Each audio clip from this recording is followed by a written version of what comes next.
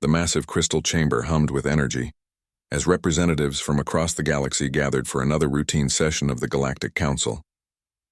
Towering beings with multiple arms shuffled data tablets while insectoid creatures clicked their approval of various motions. At the center of it all, High Chancellor Vexnar, a being whose blue skin seemed to shift like liquid mercury, called the session to order. Today's agenda includes mining rights for the Kepler system, trade disputes in the Outer Rim, and Vexnar paused, his large black eyes showing mild irritation. Another communication intercept from the primitive world in the Sol system. A collective groan echoed through the chamber. The Zephyrian delegate, a tall creature with crystalline features, spoke first. Are those creatures still broadcasting their crude signals? How long has it been now? 237 of their local years, replied the council's xenobiologist, a slug-like being named Dr. Mortith. Their transmissions have become more sophisticated, but they remain fundamentally primitive. Still using electromagnetic radiation, still bound to their single planet, still engaging in tribal warfare. High Chancellor Vexnar waved a dismissive hand. What do they want this time? Dr. Mordeth activated a holographic display showing Earth's latest transmission. The image of a human appeared, speaking in what the translator rendered as formal diplomatic language. Greetings to any civilizations receiving this message. We are humanity from the planet Earth. We seek peaceful contact and wish to join the galactic community. We offer our knowledge, culture, and friendship to any who would accept it. Several council members laughed, the sound creating a strange harmony of different alien vocalizations. The Vorthon representative, a being that looked like a walking tree, rustled his bark-like skin. They offer their knowledge? What could these mammals possibly know that we do not? Their mathematics are barely beyond basic calculations, added the Zephyrian. Their energy production still relies on burning organic matter and splitting atoms. They have not even achieved faster-than-light travel. Dr. Mortith nodded in agreement. My analysis shows they are at least 5,000 years behind the most primitive council member species. They show typical pre-sapient behavior patterns, territorial aggression, resource competition, and emotional decision-making rather than logical governance. High Chancellor Vexnar studied the display showing Earth's blue and green surface. They do seem persistent, though. How many transmissions have they sent? Over 15,000 distinct messages in the past century alone, Dr. Morteth replied. Each one slightly different, as if they are trying to find the correct format or frequency. It shows a certain stubborn quality, but also confirms their primitive understanding of interstellar communication protocols. The Aquarian delegate, a being made entirely of what appeared to be living water, spoke in bubbling tones. Perhaps we should respond? Even primitive species can sometimes develop useful innovations through desperation. This suggestion was met with immediate opposition. The insectoid hive queen Zaketh clicked her mandibles sharply. Absolutely not. Contact with pre-sapient species is strictly forbidden by council law. They must reach minimum technological and social development standards before any interaction is permitted. Besides, added the Vorthon, imagine the chaos if every primitive species in the galaxy thought they could simply broadcast messages and receive our attention. We would be flooded with communications from worlds still discovering fire. Dr. Morteth brought up another display, this one showing humanity's history. Look at their record. Constant warfare, environmental destruction, social inequality. They have had the capability to destroy their own planet for decades, yet they continue to threaten each other with these weapons. This is classic pre-sapient behavior. High Chancellor Vexnar examined the data with growing distaste. They still maintain separate governing bodies? How many? Currently 195 distinct political entities, many in active conflict with each other, Dr. Morteth confirmed. They cannot even achieve planetary unity, yet they expect to join a galactic civilization. The chamber filled with various expressions of amusement and disdain. The crystalline delegate's body actually changed color to show humor. Perhaps in another 1,000 years they might develop basic space travel. Give them 5,000 years and they might stop killing each other long enough to form a proper planetary government. If they survive that long, the Hive Queen added coldly, most pre-sapient species destroy themselves within a few centuries of developing nuclear technology. These humans are already well past the typical extinction point. They are living on borrowed time. High Chancellor Vexnar made his decision with the casual air of someone dismissing an unimportant matter. Continue the standard protocol. Monitor their transmissions for any signs of significant advancement, but do not respond. If they somehow achieve faster-than-light travel and unified planetary governance, we can reconsider their status in a few millennia. Dr. Morteth made a note in his files. Understood, Chancellor. Though I should mention, their transmissions have become less frequent in recent decades. Perhaps they are finally understanding that no one is interested in their primitive overtures. Or perhaps they are dying out, suggested the Aquarian delegate. Their planet shows signs of ecological stress. Climate change, resource depletion, population pressure, all typical markers of a species approaching self-extinction. The Vorthon representative's branches swayed with what passed for laughter among his kind. Then the problem will solve itself. We will not need to worry about their annoying transmissions much longer. High Chancellor Vexnar was already moving on to the next agenda item. Excellent. Now regarding the mining rights for the Kepler system, the human star system falls within that sector, does it not? Yes, Chancellor, confirmed the Council's territorial administrator. The Sol system contains several gas giants with valuable helium-3 deposits, and the asteroid belt has significant mineral wealth. Once the human problem resolves itself naturally, the system will be available for full exploitation. Market for future development, then, Vexnar decided. By the time we need those resources, the system should be cleared of any complications.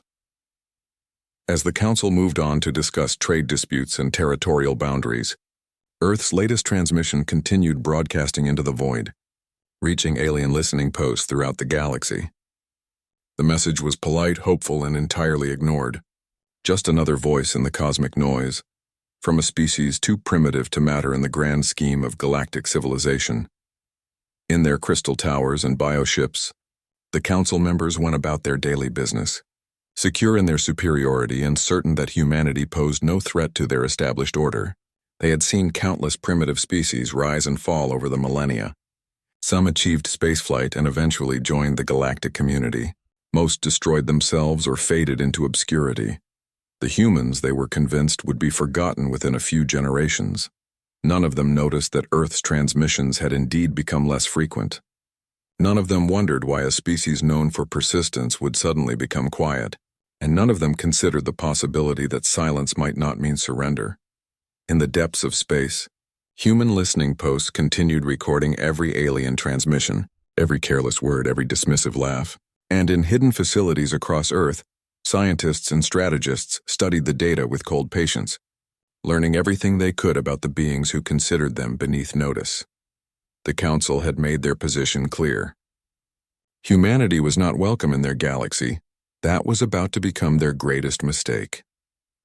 Deep beneath the Himalayas, in a facility that did not exist on any official map, Dr. Sarah Chen stared at the holographic display showing intercepted alien communications from the past 24 hours. The massive underground complex, known only as Side Omega, had been humanity's best-kept secret for the past 50 years. "They're still calling us primitives," she reported to the assembled team of scientists, military officers, and government officials. According to this latest council session, they think we're about to go extinct from our own environmental problems. General Marcus Webb, a weathered man whose gray hair spoke of decades in military service, allowed himself a thin smile. Good. Let them keep thinking that. How long until the Hermes project reaches completion? Dr. Chen consulted her tablet. 18 months. The test ship successfully achieved faster-than-light travel last week. We're now working on scaling up the drive system for the full fleet. And they still have no idea we've been listening to their conversations for half a century? Asked Director Amanda Ross, the civilian overseer of the project. None whatsoever, confirmed Dr. Chen. Their communication security is surprisingly poor. They're so convinced of their superiority that they broadcast their council sessions on open channels. We know their military protocols, their trade routes, their diplomatic procedures, even their personal communications. The irony was not lost on anyone in the room. While the Galactic Council dismissed humanity as primitive, human cryptographers had broken alien encryption codes within months of first intercepting them. What the aliens considered impenetrable security had proven laughably simple to Earth's computer systems. Dr. James Liu, the project's chief engineer, brought up another display. We've also completed reverse engineering the wreckage from the Roswell incident, and the 14 other crash sites we've recovered over the decades. Their technology is advanced, but it follows predictable patterns. More importantly, we found critical vulnerabilities. General Webb leaned forward with interest. Explain. Their shield technology relies on a specific quantum frequency range, Dr. Liu continued. They've never encountered a species that could manipulate quantum fields the way we've learned to do. Our weapons can bypass their defenses completely. This breakthrough had come at enormous cost. Humanity's greatest minds had spent decades studying alien technology, often sacrificing their health and sanity in underground laboratories. But the investment was paying off. Earth now possessed weapons that could penetrate any known alien defense system. What about our infiltration program? Director Ross asked. Agent Patricia Nakamura, a woman whose appearance had been surgically altered to resemble several different alien species, stepped forward. We have operatives on 17 council worlds. The aliens' assumption that humans are planet-bound has worked in our favor. They never suspect that some of their alien visitors might actually be human. The infiltration program represented perhaps humanity's greatest achievement. Using advanced biotechnology and prosthetics, human agents had been living among alien populations for years, gathering intelligence and mapping weaknesses. The Council's own arrogance had made infiltration easier than anyone had dared hope. They're planning something, Agent Nakamura continued, her expression growing serious. Council military communications have increased significantly. There's talk of a cleansing operation in the Sol system. General Webb's face hardened. Timeline? Within the next 2 years. They're tired of our transmissions and want to clear the system for mining operations. The operation is classified as pest control in their military documents. The room fell silent as the implications sank in. Humanity had always known this day might come, but the casual dismissal in the alien terminology made it somehow worse. To the Council, exterminating humanity was no different from clearing insects from a garden. Director Ross broke the silence. Then we accelerate the timeline. How quickly can we deploy the full response? Dr. Chen consulted her calculations.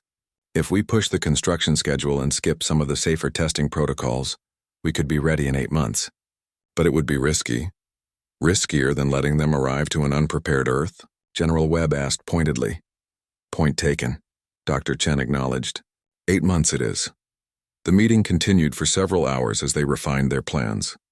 Humanity's response had been 50 years in the making, but it would need to be compressed into less than a year of final preparation. Every aspect had to be perfect. They would only get one chance to surprise the galaxy. As the official meeting ended, General Webb lingered behind with Director Ross. Are we really ready for this, Amanda? Once we reveal ourselves, there's no going back to being the primitive species that everyone ignores. Director Ross looked at the displays showing Earth from space, a blue marble that had been dismissed and threatened by beings who thought themselves superior. Marcus, humanity has been preparing for this moment since we first realized we weren't alone in the universe. Every insult, every dismissal, every threat has been carefully recorded and analyzed. The Council thinks our silence means we've given up. She turned to face him, her eyes reflecting decades of careful planning and patient preparation. They're about to learn that human silence doesn't mean surrender. It means we're thinking. In facilities around the world, the final preparations began. In underground shipyards, vessels that looked nothing like Earth technology rolled off production lines. These ships incorporated the best of human engineering with salvaged alien technology, creating hybrid designs that would confuse and overwhelm their targets. Meanwhile, human agents embedded deep in alien society began activating sleeper protocols. Information networks that had taken decades to establish started feeding carefully crafted intelligence to alien military planners. The Council would think they were planning a simple extermination mission, but they were actually walking into a trap 50 years in the making. In space, automated human monitoring stations that the aliens had never detected began shifting into new positions. Weapon platforms disguised as space debris drifted into optimal firing positions along known alien travel routes. Every piece of the puzzle was moving into place. The most crucial element was timing. Humanity's entire strategy depended on appearing weak until the moment they revealed their true capabilities. The Council fleet would arrive expecting to face a primitive civilization with basic chemical rockets and nuclear weapons. Instead, they would encounter an enemy that had been studying them for decades. knew their weaknesses, and had developed specific countermeasures for every alien technology. Dr. Chen worked late into the night, finalizing the quantum disruption calculations that would cripple the alien fleet's faster-than-light drives. Beside her, Dr. Liu refined the targeting systems that would turn humanity's disadvantage in numbers into an advantage in precision. Across the world, similar scenes played out in hidden facilities. Linguists perfected translation protocols that would let humanity speak directly to oppressed alien populations. Strategists finalized plans that would turn the Council's own member species against each other. Engineers completed weapons that exploited physical laws the aliens had never fully understood. And in the deepest levels of Site Omega, in rooms that even most project personnel never saw, other preparations were underway. Plans within plans, strategies that went far beyond simply defending Earth. The Council had dismissed humanity as primitive, but they were about to discover that primitiveness was just another word for underestimated potential. The galaxy had ignored Earth's calls for peaceful contact. They had dismissed humanity's offers of friendship and cooperation. They had decided that the best solution to the human problem was extermination. Soon, they would learn the price of that mistake. In 8 months, the Council fleet would arrive at Earth expecting to find a helpless world. Instead, they would find a species that had turned 50 years of dismissal and contempt into the most comprehensive military preparation in galactic history. The humans were ready to introduce themselves properly to the galaxy, and they had a very long list of grievances to address. Admiral Krelnox stood on the bridge of the dreadnought Galactic Harmony, watching the primitive Sol system grow larger on his tactical displays. The massive Council fleet around him consisted of 47 warships, more than enough to eliminate any resistance from the backwards humans and clear the system for mining operations. "Status report," he commanded, his forearms working efficiently at different control stations. "All ships report ready." "Admiral," his tactical officer replied, "the pest control operation can begin on your order. We should be finished within 6 of their local hours." Admiral Krelnox nodded with satisfaction. In his 3 centuries of military service, he had overseen the removal of 17 different primitive species from valuable star systems. The humans would be no different from the others. Perhaps slightly more numerous, but just as helpless against superior technology. "Any signs of defensive activity from the planet?" he asked. "Negative, sir. Long-range scans show only primitive orbital installations. Some basic satellites, a small space station. Nothing that could threaten even our smallest escort vessel." The Admiral studied the tactical display showing Earth's pathetic orbital infrastructure, a few communication satellites, some weather monitoring equipment, and what appeared to be a research station with no defensive capabilities whatsoever. It was exactly what the Council's intelligence reports had predicted. What about their military forces on the planet's surface? "Standard pre-sapient arrangements, Admiral. Multiple competing factions with primitive weapons. Nuclear missiles that cannot reach beyond their own atmosphere. Chemical-based projectile weapons, some basic energy systems. Nothing that poses any threat to our fleet." Admiral Krelnox allowed himself a moment of contempt for the species that had been pestering the galaxy with their crude transmissions for over 2 centuries. Like all primitive civilizations, they had developed just enough technology to be dangerous to themselves, while remaining completely helpless against any real threat. "Begin the operation," he commanded. "Target their major population centers first. Once we eliminate their ability to coordinate resistance, we can proceed with the systematic cleansing of the entire planet." The fleet moved into formation, approaching Earth with the confidence of predators who had cornered helpless prey. Their shields were activated as a precaution, but Admiral Krelnox doubted the humans possessed any weapons capable of penetrating even the weakest Council defenses. "Sir," the communications officer called out suddenly, "we're receiving a transmission from the planet." "Another surrender plea?" the Admiral asked with amusement. "Put it through." The holographic display activated, showing a human female in what appeared to be a military uniform. She spoke in clear, unaccented galactic standard, which surprised the Admiral slightly. He had not expected the primitives to have mastered proper galactic languages.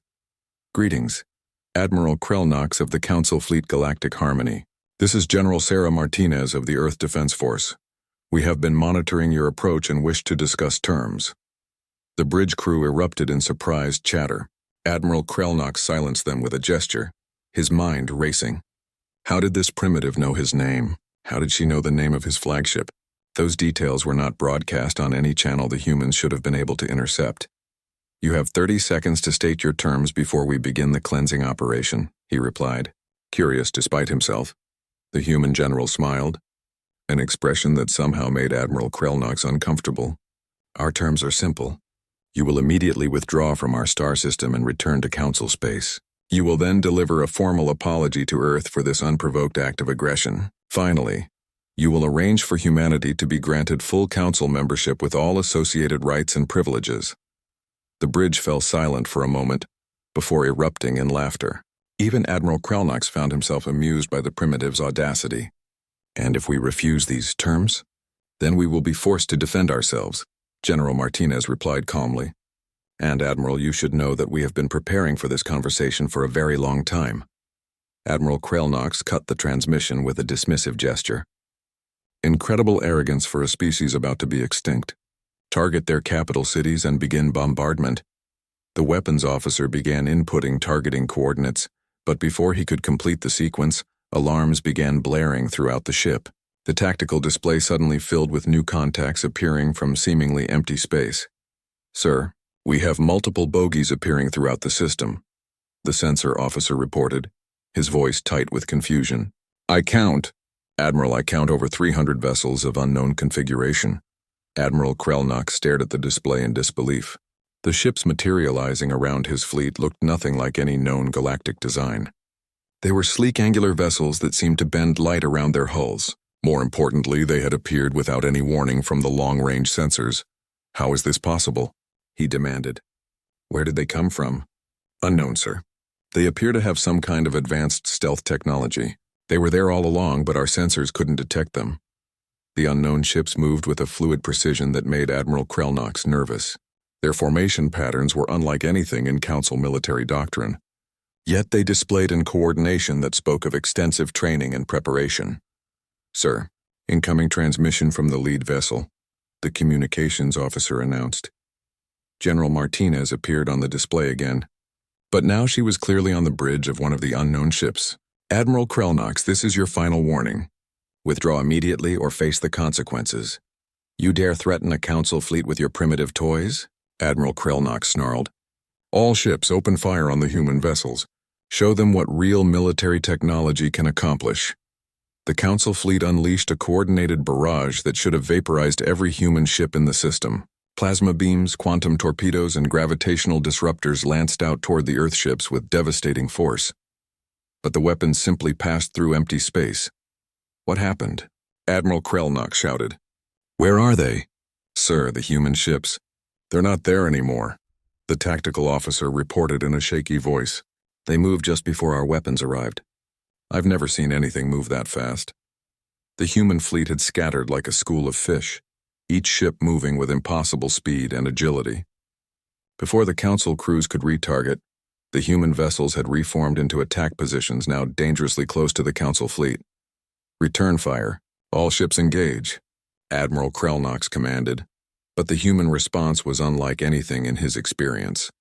Instead of the crude kinetic weapons or primitive energy beams he expected, the human ships fired something that made his instruments scream warnings. Sir, shields are failing, the defense officer called out in panic. The human weapons are passing right through our barrier systems. Admiral Krelnox watched in horror as his mighty fleet, ships that had conquered dozens of star systems, began to suffer damage from weapons that should not have existed. The human technology was somehow bypassing every defensive system the Council had developed over millennia. How are they doing this? He demanded. His science officer, a being whose crystalline body was flickering with stress patterns, provided the impossible answer. Sir, their weapons appear to operate on quantum principles we've never encountered. They're not attacking our shields, they're making our shields irrelevant. Around the galactic harmony, Council ships began to report critical damage. The humans fought with a precision that spoke of intimate knowledge of Council weaknesses, targeting specific systems with surgical accuracy. It was as if they knew exactly where to hit each vessel for maximum effect. Sir, the Council's might is reporting total power failure, the communications officer announced. The Stellar Justice has lost life support on 7 decks. The Galactic Order is requesting permission to retreat. Admiral Krelnox could not believe what he was hearing. His fleet, the pride of the Council military, was being systematically dismantled by a species he had considered barely above animals. "Sir, incoming transmission from the human flagship," the communications officer said. General Martinez appeared again, her expression now serious and cold. "Admiral Krelnox, your fleet is defeated. Surrender now and we will allow your surviving ships to return to Council space. Continue fighting, and we will be forced to destroy you completely." "This is impossible," Admiral Krelnox whispered, staring at the tactical display that showed his fleet in complete disarray. "You're primitives. You don't even have faster-than-light travel." General Martinez's smile returned, but now it was sharp and dangerous. "Admiral, humanity achieved faster-than-light travel 18 months ago. We've been listening to your communications for 50 years. We know everything about your technology, your weaknesses, and your plans. Did you really think we spent 2 centuries sending messages without learning anything about the beings who received them?" The truth hit Admiral Krelnox like a physical blow. The humans had not been making desperate pleas for contact. They had been conducting reconnaissance. Every transmission, every attempt at communication had been carefully designed to gather information about the galactic community. The news of Admiral Krelnox's defeat spread across the galaxy like wildfire, carried by the surviving Council ships that had been allowed to retreat. On Zephyria Prime, the crystalline beings that had once laughed at human transmissions now gathered in emergency sessions, their bodies flickering with nervous energy patterns. High Chancellor Vexenar stood before the emergency assembly of the Galactic Council, his usually calm demeanor shattered. The holographic displays around him showed the impossible. A complete Council fleet, defeated by a species they had dismissed as primitive just weeks earlier. "How could this have happened?" demanded the Vorthon representative, his bark-like skin rippling with agitation. "Our intelligence report said the humans barely had space travel capabilities." Dr. Morteth, the Council's chief xenobiologist, trembled as he presented his updated analysis. "It appears our assessments were fundamentally flawed. The humans were not primitive. They were disguised."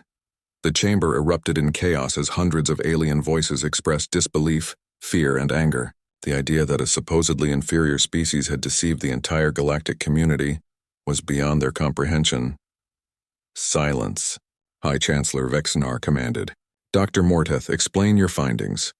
The slug-like being activated a holographic display showing human technology. Based on recovered data from Admiral Krelnox's fleet, the humans possess technology that surpasses our own in several critical areas. Their weapons utilize quantum manipulation techniques we have never encountered. Their ships move faster than anything in our fleets. Most disturbing of all, they demonstrate detailed knowledge of our military protocols and technology. The Aquarian delegate's watery form rippled with confusion. "But how? We monitored their planet for centuries. We saw their primitive cities, their chemical rockets, their nuclear weapons." "We saw what they wanted us to see," Dr. Morteth replied grimly. "Analysis of their recent actions suggests a level of strategic planning, spanning multiple decades. While we dismissed their transmissions as primitive attempts at contact, they were actually intelligence-gathering operations." The implications hit the assembly like a shockwave. The Hive Queen Zacht clicked her mandibles in rapid patterns that indicated extreme distress. "You mean they were studying us? Learning our weaknesses while we ignored them?" "That appears to be exactly what happened," Dr. Morteth confirmed. "Every casual comment about their inferiority, every dismissive rejection of their communications, every detail about our technology and military capabilities was being recorded and analyzed." High Chancellor Vexenar felt the foundations of his worldview crumbling. But their planet showed all the signs of a primitive civilization. Wars, environmental damage, political divisions, window dressing.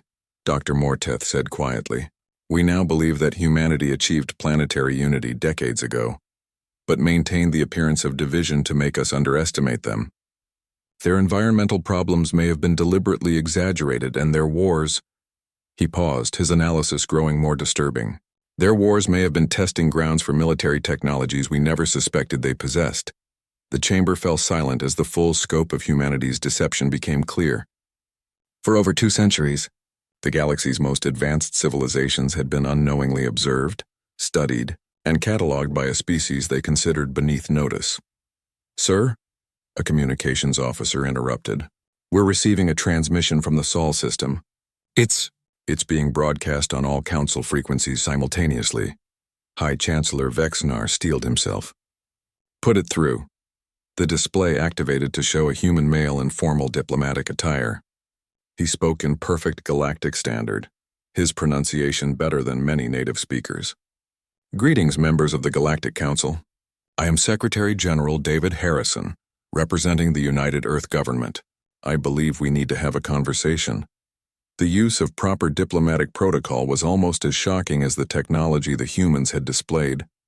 This was not the crude, desperate plea for contact they had grown accustomed to. This was a formal diplomatic communication from an equal power. "We have monitored your recent emergency session," Secretary General Harrison continued, causing another wave of alarm through the assembly. "And yes, we have been listening to your communications for some time. We felt it was important to understand the galactic community before introducing ourselves properly." High Chancellor Vexnar found his voice. "What do you want, human?" "What we have always wanted," Harrison replied calmly. "Peaceful contact and mutual cooperation. However, given recent events, we feel some adjustments to the galactic order may be necessary." The threat was subtle, but unmistakable. The humans were not asking for membership in the existing system.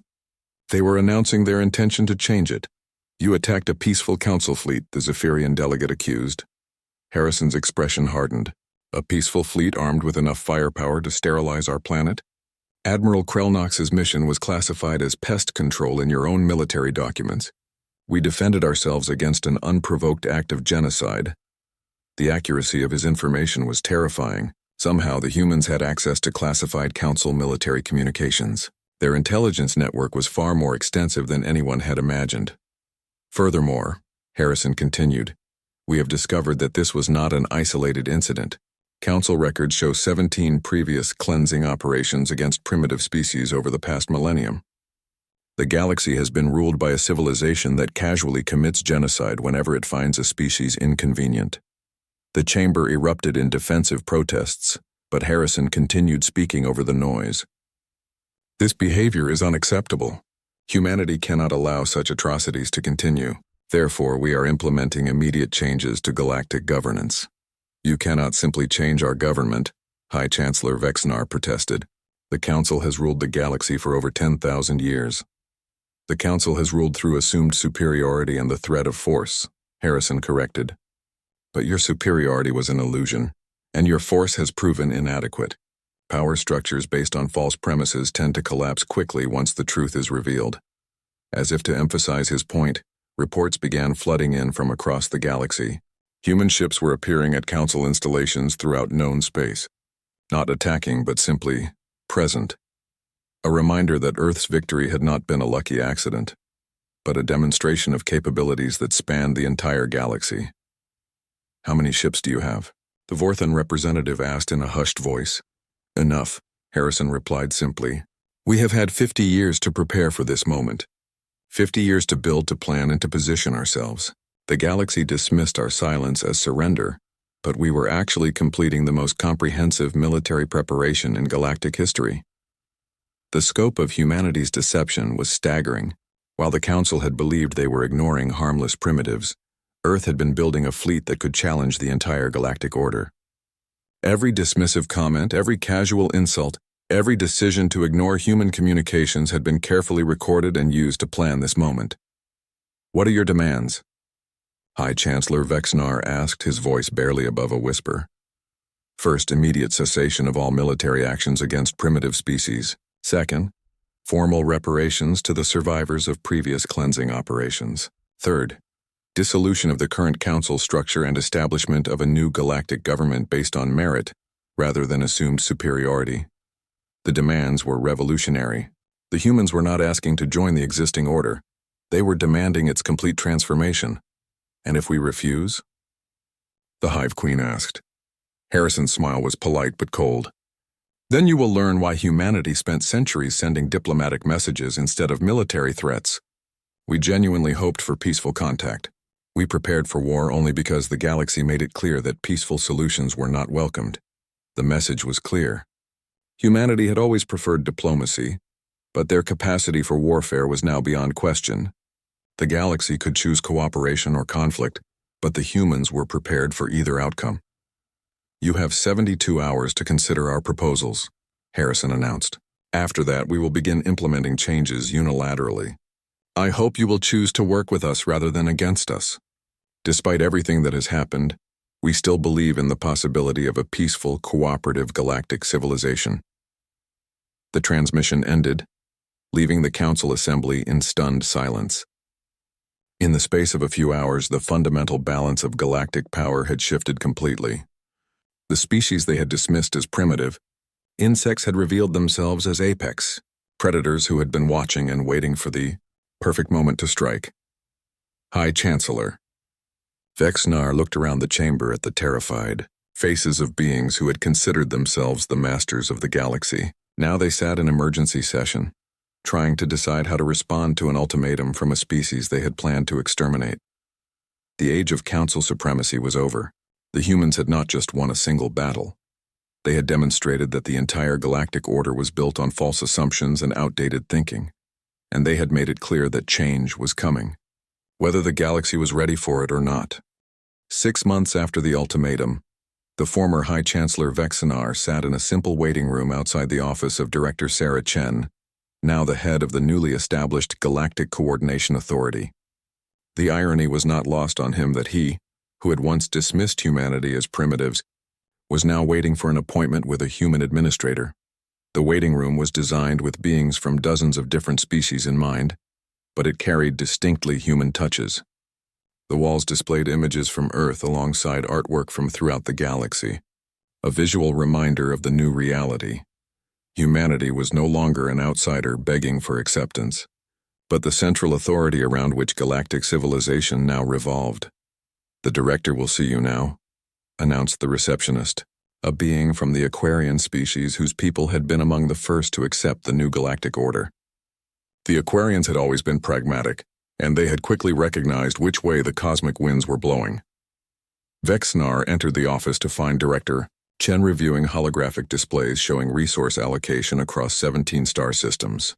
The former council territories were being redistributed according to need rather than military strength, and the complex logistics required constant attention. "Vexnar," Director Chen said, looking up from her work, "thank you for coming. Please have a seat." The casual use of his name without titles or formal address would have been insulting under the old system. Now it simply reflected the new reality that species rank and assumed superiority were things of the past. "I've reviewed your application for Zephyrian System Administrator," Director Chen continued. "Your qualifications are impressive and your experience with the old council structure could be valuable. However, I have some concerns." Vexnar had spent months preparing for this conversation. His people had initially resisted the new galactic order, but the alternative had become clear when human ships had simply appeared in orbit around every major council world simultaneously. Resistance was not just futile, it was pointless against an enemy that knew every defensive position and military protocol. "I understand your concerns, Director," he said carefully. "My species was slow to recognize the flaws in our previous assumptions about galactic civilization." Director Chen nodded. "The council system lasted for 10,000 years, Vexnar. That kind of institutional thinking doesn't change overnight. But we're not looking for converts who've seen the error of their ways. We're looking for competent administrators who can help us build something better." She activated a holographic display, showing the Zephyrian system. "Your people are facing resource shortages because the old council trade policies favored established powers over actual need. Under the new system, your crystalline matrix technology could help solve food distribution problems in the Outer Rim territories. In exchange, you'd receive the rare minerals your people need for reproduction. It was a fair arrangement, far more generous than anything the old council would have offered to a species in decline." The humans had spent months analyzing the actual needs and capabilities of every galactic civilization, creating trade networks based on mutual benefit rather than military dominance. "What would be required of me?" Vexnar asked. "Honestly, learn to think differently," Director Chen replied. "The old system was based on fear and assumed superiority. Species cooperated because they were afraid of being conquered or cleansed. We're trying to build something based on actual cooperation and mutual benefit. She brought up another display, this one showing the remarkable changes that had occurred across the galaxy in just 6 months. Former slave worlds were now independent partners in the galactic economy. Species that had been relegated to second-class status were contributing innovations that benefited everyone. Most remarkably, the constant low-level conflicts that had plagued the galaxy for millennia had virtually disappeared. "How did you know?" Vexnar asked suddenly. "How did humanity predict that the old system would collapse so completely once challenged?" Director Chen smiled, but it was not the cold, threatening expression the galaxy had learned to fear. "Because we lived through our own version of it, Vexnar. Human history is full of empires that thought they were eternal. Right up until they weren't, we learned that systems based on assumed superiority are inherently unstable because the assumptions are usually wrong." She gestured to the displays showing the new galactic order. The Council ruled through fear and technological superiority. But fear creates enemies and technological advantages are temporary. You dismissed us as primitives, but that just meant you stopped paying attention to our development. Every empire that has ever fallen made the same mistake. Vexnar considered this, but you could have simply destroyed the Council. Your military capabilities clearly far exceed ours. Why attempt to rebuild rather than conquer? Because conquest creates the same problems as the old system, Director Chen explained. Ruling through force means constant rebellion and resource waste maintaining control. We'd rather have partners than subjects. It was a radical concept for someone raised in the Council system. The idea that a superior military power would choose cooperation over domination went against everything Vexnar had been taught about galactic politics. Besides, Director Chen added with a slight smile, humanity has always been better at making friends than enemies. We just never got the chance to prove it until now. A soft chime indicated another appointment was waiting. Director Chen stood, signaling that their meeting was concluding. Vexnar, I'm approving your application for the Zephyrian administrator position, but I want you to understand something. This isn't about redemption or proving your worth to humanity. It's about building a galactic civilization that works for everyone.